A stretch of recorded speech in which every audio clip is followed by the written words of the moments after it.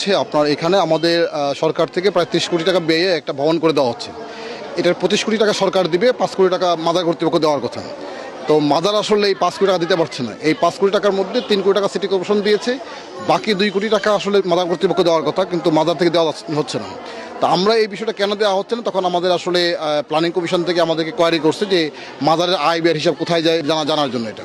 তো সেই প্রেক্ষাপটেই আসলে আমরা এখানে খুঁজে থেকে দেখলাম যে এখানে এই যে প্রতিদিন যে আয় হয়, এই আয় এবং ব্যয়ের কোনো হিসাব তাদের কাছে নাই, এবং মাদারে আসলে কোনো ফান্ডে কোনো টাকা নাই। এখানে কিছু ব্যক্তি যারা আছেন তারা আসলে আদায় করেন, এবং আদায় করে এটা তাদের মতো করে তার ভাগ বটরা করেন বা খরচ করেন এটা। তো যেহেতু এটা ওয়াকফ সম্পত্তি, পাবলিক প্রপার্টি, সুতরাং এখানে আয়ের একটা রেকর্ড অবশ্যই রাখতে হবে। তো সেটাই আমরা নির্দেশনা দিয়েছি যে এখন থেকে মানে আয় এবং ব্যয়ের হিসাব রাখতে হবে, অবশ্যই 1 নম্বরে কিছু হিসাব রাখা হয় না। আমরা এখানে আলোচনার মাধ্যমে যা জানতে পারলাম সেটা হলো যে এখানে নগদ টাকা যেগুলি আছে, ক্যাশ টাকা এবং হচ্ছে অন্যান্য নজরানা যেগুলি আছে, দান সদকা, কোনো কিছু হিসাব রাখা হয় না, এবং খুবই ওপেনলি হাতে হাতে ক্যাশ নেওয়া হচ্ছে। আমরা বলে দিয়েছি যে না, এইখানে আসলে না, তারা আসলে কোনো ব্যাখ্যা দিতে পারে নাই, তারা আসলে কোনো দিতে পারে না, কোনো হিসাব দিতে পারে নাই, এবং তারা বলছে এটা তাদের মধ্যে বণ্টিত হয়, এবং কার